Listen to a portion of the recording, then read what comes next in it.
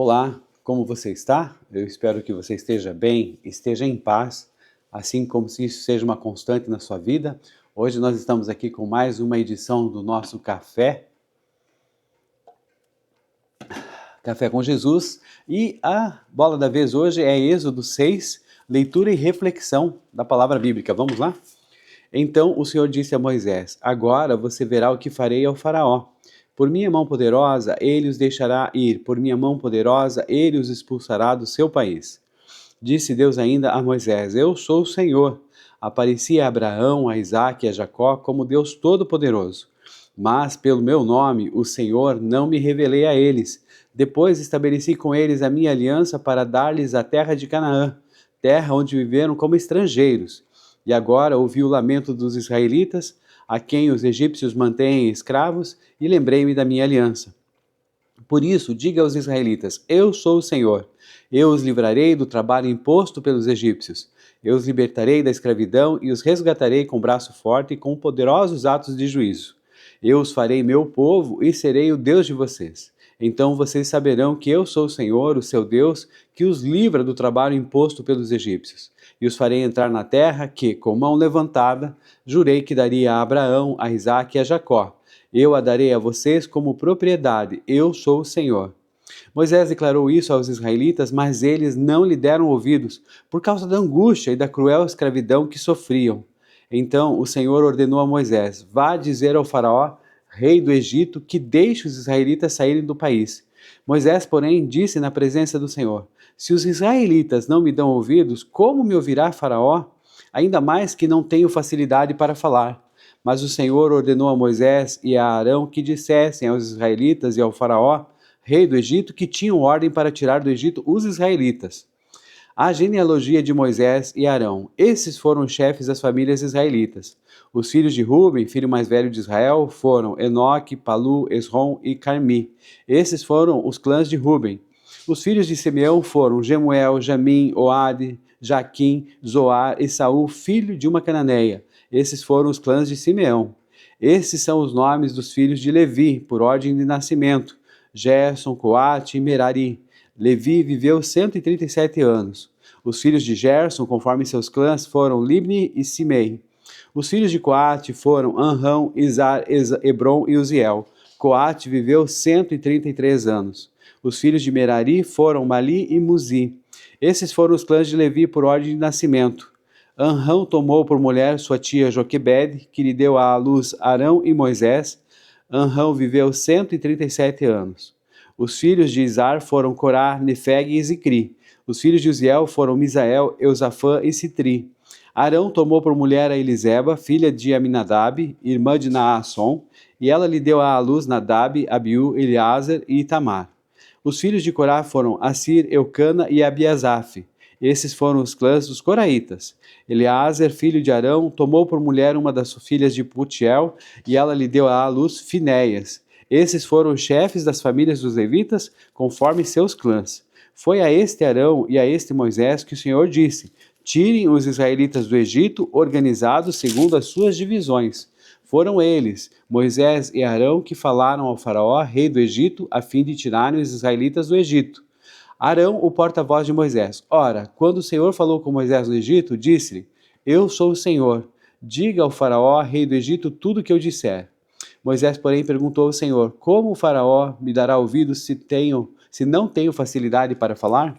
Senhor nosso Deus, muito obrigado pela leitura hoje de Êxodo capítulo 6. Agora, Senhor, vai à frente, nos dá clareza de entendimento para a reflexão que iremos fazer sobre este tema específico da Tua palavra, em nome de Jesus. Amém.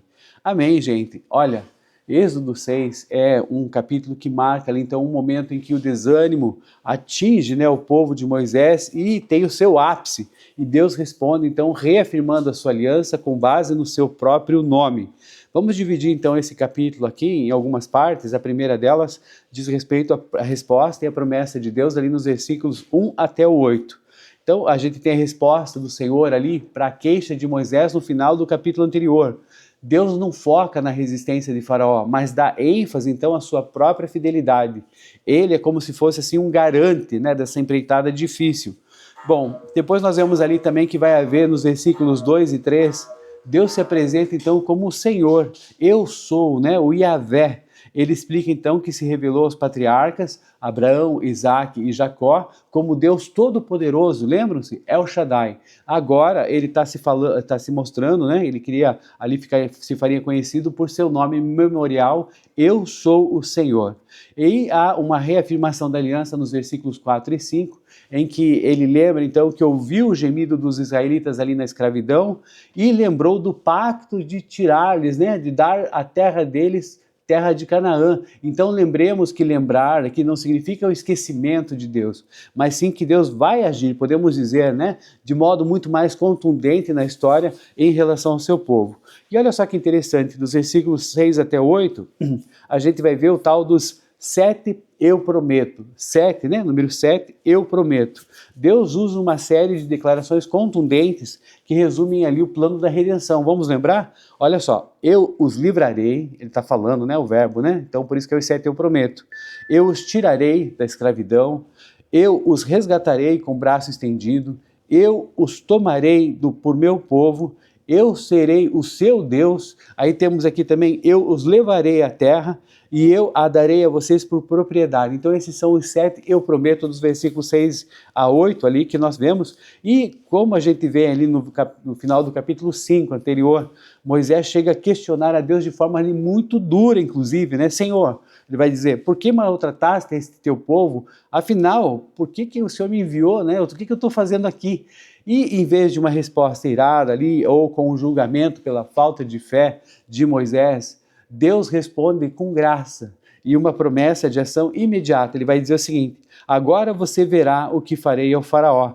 Então Deus o que faz? Acolhe a angústia legítima aqui de Moisés, um líder cansado, e canaliza o foco então para o seu próprio braço forte. Olha só, como se fosse até um conforto para Moisés nessa fase difícil. E aí, o que significa essa mão levantada que foi mencionada ali no versículo 8, gente?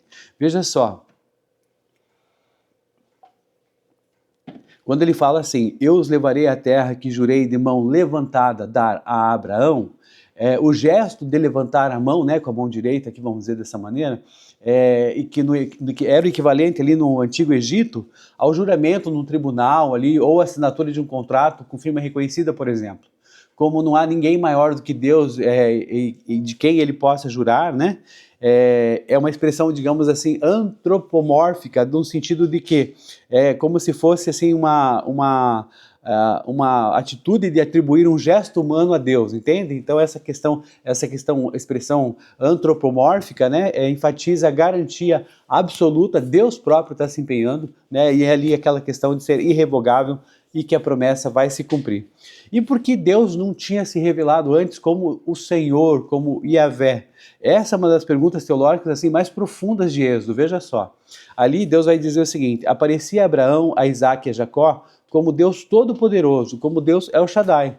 Mas pelo meu nome, o Senhor, Yahvé, ainda não me curvei a conhecer a eles. Êxodo 6, 3. Isso não significa, gente, que os patriarcas, né, Abraão, Isaac e Jacó, nunca tinham ouvido a palavra Yahvé, né? Ela aparece antes, inclusive em Gênesis, mas sim que eles ainda não tinham experimentado o significado pleno desse nome. Vamos lembrar, El Shaddai, Deus Todo-Poderoso, é o Deus que faz promessas, que abençoa a fertilidade, que sustenta os nômades, é o Deus do futuro, certo? Agora quando ele fala assim, eu sou, né, eu sou o Senhor, Yahvé, é o Deus que cumpre a sua aliança na história. Então, os patriarcas viveram de promessas. Moisés e Israel veriam o que Deus executa a promessa e entra em cena para libertar e habitar com o povo. O nome então dele, de Deus agora, né, como o Senhor ou Yahvé, eu sou, agora ganha contornos de um relacionamento pessoal e um relacionamento redentor, tá? E depois agora vamos para a segunda parte aqui da nossa divisão de Êxodo 6, vamos ver a rejeição do povo e a hesitação de Moisés. Bom, a gente vai ver ali um desânimo de Israel, né, no versículo 9, Moisés transmite palavras de esperança ali do Senhor, mas o povo não ouve. Olha só que coisa estranha, né? O texto bíblico, inclusive, vai dizer que eles estavam desanimados por causa da cruel escravidão. Bom, no original hebraico, essa expressão para desânimo, né, que é koter ruach, ela significa literalmente assim, falta de fôlego, escassez de fôlego, próprio respirar, ou espírito curto. A opressão, então imaginemos assim, ela era tão sufocante que é como se fosse eles tivessem perdido a capacidade ali emocional e física de próprio respirar. Assim também como de ter esperança, entende? Então nesse sentido, escassez de fôlego, gente. Então essa tal era a angústia. Então isso nos ensina muito sobre esses termos aí de empatia, por exemplo, né?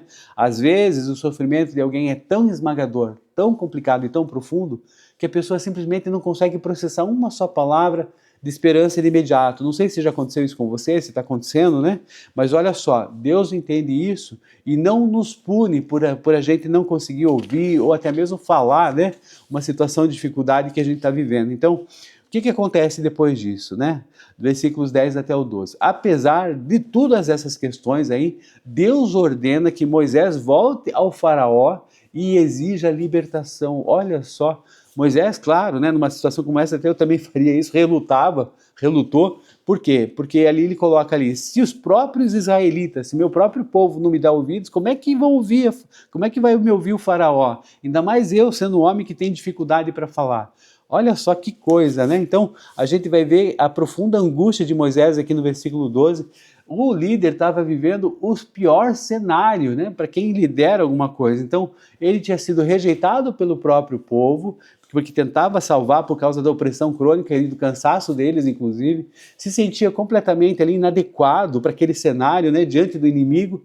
E aí o termo vai usar em algumas versões lábios incircuncisos, mostra que ele sentia que a sua fala era impura, e aí o que acontece? Pesada, né? Capaz de carregar aí a santidade e o poder da mensagem de Deus. Ele, como líder, como pessoa, gente, estava emocionalmente esgotado, e não é assim muitas vezes nas nossas vidas, quando a gente está com esgotamento físico, mental, e a necessidade de continuar seguindo e dependendo de Deus. Olha só, apesar das circunstâncias, é muito complicado, né? Mas aí a gente tem aí essa questão para refletir depois e vamos ver como a história vai acabar. Então não perca ser nos próximos capítulos. A verdade é que agora, nesse momento, dá uma pausa para o break aqui nas filmagens, né? E mostra aqui uma inserção interessante dos versículos 14 até o 27. Então o texto, ele interrompe essa narrativa toda aí para inserir um registro genealógico. Nossa, para que isso, né?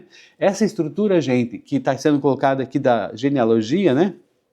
Que vai chegar até Moisés e Arão, é justamente para legitimar a autoridade sacerdotal e a liderança de Moisés e de Arão antes do início das pragas que vão vir, sabe? É claro, a gente vai ver ali que tem o foco também ali na fala de Rubem e de Simeão, mas o foco está na tribo de Levi. E aí a gente vai ver essa questão toda de que Arão casou-se com Joquebede e deles nasceram Arão e Moisés. E o texto conclui a genealogia, então, atrelando-a, amarrando-a, digamos assim, diretamente a essa missão. Foram esse Arão e esse Moisés a quem o Senhor disse, tirem os israelitas do Egito. Essa pausa parece até ser uma interrupção brusca aí, né, meio estranha, mas ela tem propósitos, então, literários e teológicos cruciais, porque a narrativa, como nós percebemos aqui, ela vinha numa tensão crescente, né? Moisés estava desanimado, o povo estava sofrendo, o faraó estava irado. Gente, onde que vai acabar isso?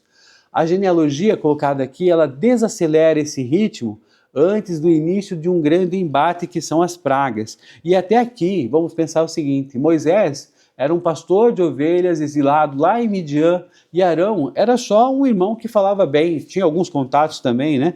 A genealogia fixa então as raízes deles na história de Israel. Ela prova então legalmente que eles pertencem à tribo de Levi. E aí vamos seguir então na questão do foco sacerdotal, essa questão de que mais tarde, né, a gente vai ver a separação da tribo de Levi e da família de Arão, para fazer o quê? Para a questão do sacerdócio. É como então se fosse, sabe o quê? A certidão de nascimento dos nossos líderes da libertação. E aí nós vamos ver depois agora no final, na quarta parte, ali dos versículos 28 até o 30, de que depois da pausa para o break, seguem de novo as cenas dos próximos capítulos, mas o que está acontecendo, né? A gente vai ver ali a questão de que parece que está meio deslocado o negócio ali, parece que essa recapitulação está meio deslocada. E veja só, esses versículos aí parecem repetitivos e deslocados porque eles funcionam como uma moldura literária, que era uma técnica muito comum ali naquela literatura semítica antiga. Então, como a genealogia, ali dos versículos 14 até o 27, interrompeu ali a conversa que Deus estava tendo com Moisés, dos versículos 10 a 12, né? Os versículos, então, agora 28 a 30, o que eles fazem? Eles repetem o comando de Deus e essa objeção de Moisés quase com as mesmas palavras. É como se fosse, assim, uma forma de que o escritor bíblico usou para dizer, a leitura assim, ok, agora que a gente terminou esse parênteses aqui da genealogia, vamos voltar exatamente naquele ponto que a gente estava antes de eu abrir essa lista de nomes. E aí a conversa flui depois aí no capítulo 7, cenas dos próximos capítulos, tá bom? Bom, do capítulo de essência, o que nós temos aqui para nossa lição para o dia de hoje? Tem que ter um desafio, né? A gente tem o seguinte, quando os nossos recursos humanos e a força emocional do povo falham por completo, gente, o que vale? Soberania, caráter de Deus. Por quê? Porque eles permanecem como a única base segura para a libertação. Então, qual que é o desafio pessoal para hoje, baseado aqui em Êxodo 6? É que cada um de nós ore pedindo a Deus a cura para nossa escassez de fôlego, a nossa dificuldade de até mesmo respirar, e também para o desânimo profundo que tantas vezes, né, tentam emudecer a nossa fé. Assim como os israelitas não conseguiram ali ouvir a voz da esperança por causa ali da opressão crônica e do cansaço que eles estavam sofrendo, muitas vezes as nossas lutas diárias, as pressões aparentes, as demoras de Deus, né, elas sufocam o nosso espírito. Então qual que é o nosso pedido para hoje? Para que Deus renove as nossas forças emocionais e espirituais, que alargue o nosso coração, para que a gente consiga respirar e enxergar além das circunstâncias difíceis e também das nossas próprias limitações. Assim como Moisés teve que olhar além dos seus lábios, né, incircuncisos da sua dificuldade de falar. Então, o clamor que nós temos que fazer para hoje, o nosso desafio é que Deus se revele a você, não apenas como Deus das promessas do passado, Deus El Shaddai, mas sim como Deus Todo-Poderoso que é presente na sua história, o Deus Yahvé, e que a gente possa entregar em oração para Ele aquelas áreas onde a gente se sente paralisado, incapaz, e que a gente peça, né, e peçamos a graça de descansar na fidelidade de quem jurou de mão levantada cuidar da sua vida. E que a nossa oração então seja um ato de entrega, permitindo então que os braços do Senhor estendidos, né, operem o resgate da libertação que nós precisamos para que a gente volte a caminhar com a esperança renovada. Amém? É isso aí. Um bom dia, até o próximo Café com Jesus. Valeu, tudo de bom. A paz.